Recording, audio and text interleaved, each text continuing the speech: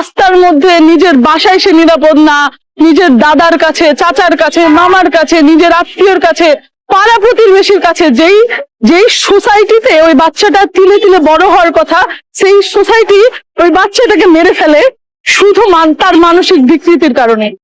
আমরা গতকাল দেখলাম যে সোশ্যাল মিডিয়ায় বিভিন্ন রকম ভাবে এই রামিসার বিষয়টা প্রচারিত হচ্ছে। সেখানে তার বাবার একটি বক্তব্য দেখুন, তিনি বলছেন আমি বিচার চাই না, এই বিচার চেয়ে লাভ নাই, কারণ দেশে বিচার হয় না, সঠিক বিচারটা হয় না। সেই বিষয়ে আপনি কি একজন নারী হিসাবে আপনার বক্তব্য? দেখেন, মানে 24-এর আগে তো আমরা কথাই বলতে পারতাম না। 24-এর পরে যখন আমরা বিভিন্ন বিষয়ে কথা বলা শুরু করেছি, সেই প্রথম থেকে এখন পর্যন্ত আমরা বিভিন্ন সময় বিভিন্ন ভাবে শিশুদেরকে নির্যাতিত হতে দেখেছি। আমরা যখন বড়দের বিষয় আসে তখন আমরা বলে দিই তার পোশাক আশাক কেমন, তার চলাফেরা কেমন, সে কি, তার ব্যাকগ্রাউন্ড নিয়ে কথা বলি, তাকে বিভিন্ন জাস্টিফিকেশন দেই। কিন্তু যখন আমি শুনি যে রামিসার মতো বাচ্চা মারা গেছে, তখন আসলে আমার জাস্টিফিকেশনও শেষ হয়ে যায়। সরকার বা সরকার তথাকথিত বিভিন্ন সরকারের আদলে যারা আছেন, তাদের যে বক্তব্য সেখানে আসলে সীমিত হয়ে যায়। তখন প্রতিবাদের ভাষাটা বেশি শোনা যায়, বাকি সময় শোনা যায় না। এখন বিষয়টা হচ্ছে যে রামিসার বাবার যে দুঃখ, সেটা রামিসার বাবার দুঃখ না। কিন্তু আপনি যদি আজকে দেখেন, আমাদের এর আগে তায়েবা বলেন, আয়েশা বলেন, তাহিয়া বলেন, আসিয়া বলেন, একমাত্র আসিয়ার বিচারের রায় দেওয়া হয়েছে। সেই রায়ও আমরা দেখছি যে হাইকোর্টে জামিন চাচ্ছে, রিট চাচ্ছে, বিভিন্ন জায়গায় তারা বিভিন্ন ভাবে বলতেছে যে আমরা মানে তার অন্যায় ছিল না, তার ভুল ছিল না। তো ঠিক একই ভাবে শুধু তাহিয়া বা আসিয়া বা শুধু রামিসা নিয়ে না, এটা আসলে রামিসার বাবার দীর্ঘদিনের অভিজ্ঞতার দুঃখ। শুধু রামিসার বাবা না, আমার ছোট ভাই বোন আছে, তাদের চেহারার দিকে যখন তাকাই আমি ভাবি যে তাদের যদি আজকে কিছু হয়, আমি কাকে বিচার দিব?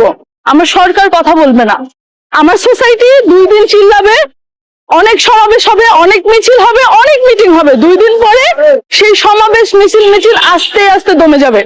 বেশি হলে কি হবে, ওই যে রায় দিবে, রায়ের পরে সেই রায়ের সুষ্ঠু তদন্ত হবে না, বিচার হবে না, সেই বিচার কার্যকর হবে না।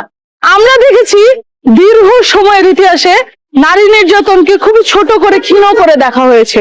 বিভিন্ন নারী নির্যাতনকে বিভিন্ন ফোরামে ফেলানো হয়েছে। ধরেন আজকে একটা নারীকে মেরে ফেলা হয়েছে, যখন তনুকে মারা হয়েছে তখন বলা হয়েছে তনুর ক্যারেক্টার নিয়ে। যখন রাস্তায় আমরা বিভিন্ন সময় রাত 12টায় বিভিন্ন মেয়ের রেপের গল্প শুনি, তখন বলা হয় রাত 12টায় কেন মেয়েদের হলো।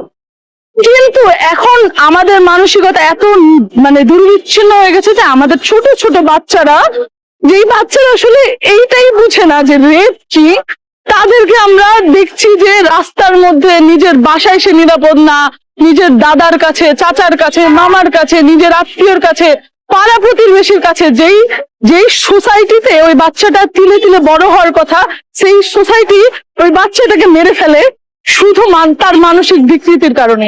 এবং সেই মানসিক বিকৃতিকে আমরা কোনোভাবেই প্রশ্নবিদ্ধ করি না। আমি অবাক হই এটা ভেবে যে কেন আমাকে প্রধানমন্ত্রীর কাছে আবেদন করতে হবে। প্রধানমন্ত্রীর মতো একজন মানুষ, সে বক্তব্য রাখে, সে রামিসার বোনের দায়িত্ব নিবে। দায়িত্ব নিয়ে কি প্রমাণ করতে চান? আমার বোন একা দুনিয়াতে চলতে পারবে না, সে একদম অপায়া হয়ে গেছে, নাকি তাকে সারা জীবনের একটা সিল মেরে দিচ্ছেন যে সে একটা ধর্ষণে ক্ষতিগ্রস্ত একটা মেয়ের বোন? এটি দ্বারা আসলে কি প্রমাণ হচ্ছে আমার বুদ্ধিতে আসে না। কারণ আমাদের বাবা মারা যারা আমাদেরকে ছোট থেকে লালন পালন করেছে, আমার মনে হয় না আপনি তাদেরকে 10 লক্ষ, 50 লক্ষ, 1 কোটি টাকা দিয়ে আমাদের যে অভাব সেটা পূরণ করতে পারবেন। রামিসার বাসায় যান, আপনি রামিসার বাবা মাকে সান্ত্বনা দেন, সেই সান্ত্বনার তো কোনো বেনিফিট নাই যতক্ষণ পর্যন্ত আমি না দেখবো যে আমার সামনে সেই ধর্ষকের লাশ ঝুলতেছে, ততক্ষণ পর্যন্ত আমার মনে স্যাটিসফ্যাকশন আসবে না, রামিসার বাবার মনেও আসবে না, আসিয়ার মার মনেও আসবে না।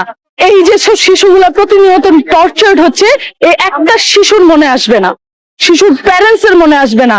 আমার ছোট ছোট মাসুম বাচ্চারা যেই বয়সে তাদের পুতুল নিয়ে কথা বলার কথা, যেই বয়সে তাদের কার্টুন নিয়ে কথা বলার কথা, তারা রাজপথে ধর্ষণ নিয়ে কথা বলছে।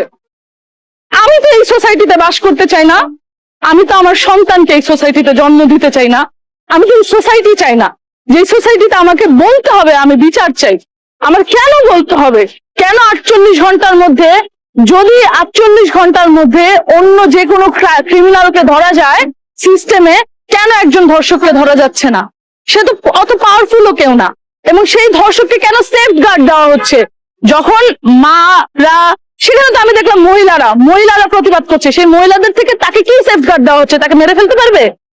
শুনেন, ধর্ষকদেরকে গ্রেফতার করা হয়, গ্রেফতার করে কি করা হয় জানেন? তাদেরকে একটা সুন্দর কোঠরিতে রাখা হয়, খেতে দেওয়া হয়, পড়তে দেওয়া হয়, কিছুদিন পরে পরিবেশ ঠান্ডা হয়, তাদেরকে বের করে দেওয়া হয় দেশ থেকে।